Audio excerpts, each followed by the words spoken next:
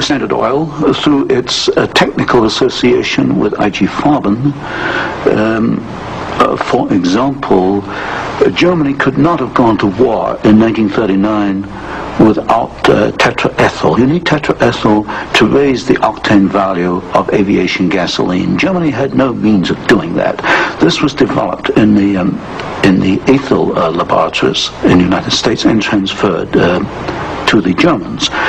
Standard Oil came up with the hydrogenation idea, which was very essential for Germany in the 1930s, because to raise the quality of its gasoline for aviation purposes. This was transferred to the Nazis. And ITT, for example, International Telephone and Telegraph, was very intimately associated with the Nazis through Dr. Schroeder, who was head of the ITT subsidiaries in Germany.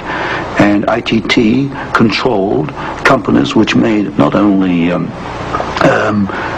electrical instruments, but also the Focke-Wulf plant, which made airplanes, fighter airplanes. So what you're suggesting then is that American corporations were helping to finance the German industry that was building up the war potential? American corporations, only a few, not many, financed Hitler through their subsidiaries. They transferred technology. They transferred material assistance, for example, stocks of tetraethyl before the Germans could manufacture it under the joint manufacturing agreement with the United States. And also they financed this. For example, Standard Oil financed in 1933 the development of the gasoline industry in Germany, which was needed to fight World War II. And that's a very interesting point. Could you go a little bit into the background of where Germany got its oil to fight the Second World War? Because certainly Germany doesn't have oil resources. Germany does not have oil resources, that's true. It used in World War II synthetic oil, which it got from coal. And the basic technical processes for the development of oil from coal came from the United States, from essentially from the Standard Oil laboratories, which had this technical assistance agreement with IG Farben. And of course IG Farben contributed something like 60% of the explosives needed by the German Wehrmacht. Probably about 40-50% of the gasoline needed by the Wehrmacht and by the German Air Force, the Luftwaffe. And was there a definite interlock between IG Farben and Standard Oil? The interlock was at the technical level, the exchange of patents. It was through a financial technical assistance agreement. There were other interlocks with the United States through a subsidiary, IG Farben, in the United States. But with Standard Oil, the interlocks at the technical and financial level. And is it a fact, it's been stated, that there were members of the board of directors of Standard Oil who were also on the board of directors of American IG Farben? Yes, Walter Teagle is one name that comes to mind. There were several directors. Was there an interlock with Ford between IG Farben and American IG Farben and the Ford Motor Company? Not that I can recall, not offhand. Not offhand. So basically what we're seeing then is American industry helping to provide the technology, helping to provide the finance, helping to provide the material that is going to allow Hitler to create his war machine.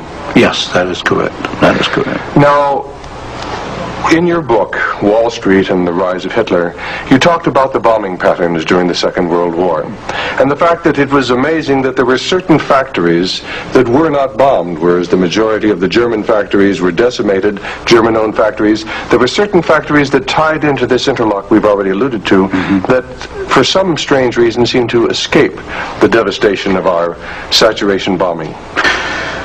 In World War II, the German electrical industry was or should have been a prime target for Western bombing. But in practice, the German General Electric plants were not bombed. Of the 10 major plants, not one was bombed, and a half a dozen others had trifling damage, broken windows, that kind of thing. So What we have here is a very interesting case of an industry which should have been bombed in World War II, but was not bombed, and yet we have American ownership, which raises a certain amount of suspicion as to why it was not bombed.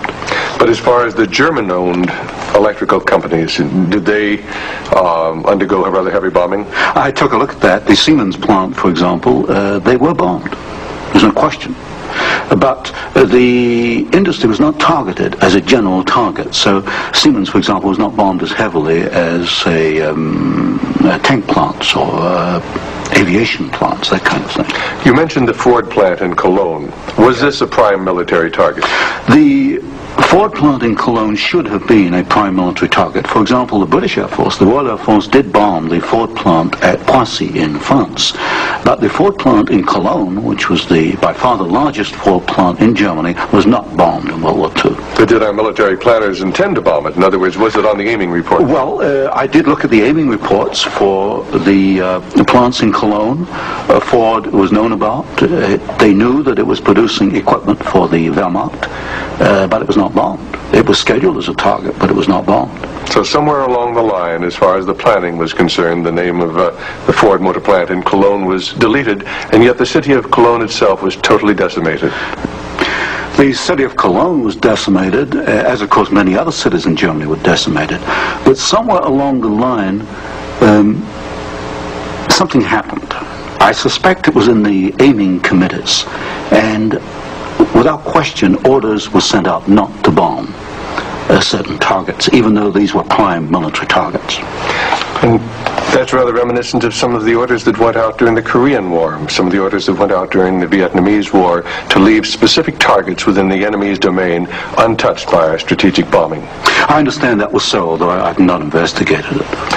Now, in your book, Wall Street and the Rise of Hitler, there was one very interesting section about a special fund that Heinrich Himmler had, and the funneling of money from German corporations into this fund, even up into the years 1943 and 1944.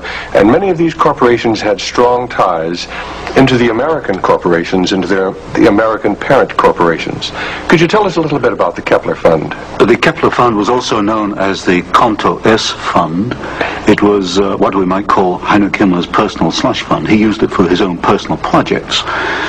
And what amazed me was both in 1933 and in 1944, the 2 years for which I examined the records, over half the funds came from American corporations. For example, in 1933, ITT, Standard Oil, General Electric, and possibly Osram were contributors. Even in 1944, in the middle of World War II, we find that ITT was funneling funds to Heinrich Himmler's fund through Schroeder, who was the chairman of the ITT subsidiaries in Germany. We also find that DEPAG, the Standard Oil subsidiary in Germany, was financing Heinrich Himmler, and this was in the middle of World War II. Now, were these facts ever brought out at the Nuremberg hearings? They were never brought out at the Nuremberg hearings, although the documents do exist within the files, within the records. They have not been published, as far as I know. And you actually had access to these records? Yes, there's some 400 tons of these records available, and many of them were at the Hoover Institution, or copies were at the Hoover Institution, and that's where I found the original documentation. I think it's a tragic part of our history when the American public doesn't realize the interplay then between great American corporations and the financing, the funding of the Nazi movement.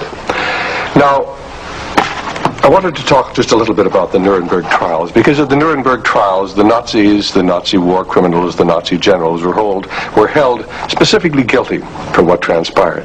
Were there any Americans involved? Were any Americans indicted? Were any Americans convicted as far as the financing of the Nazi war movement? Very definitely not.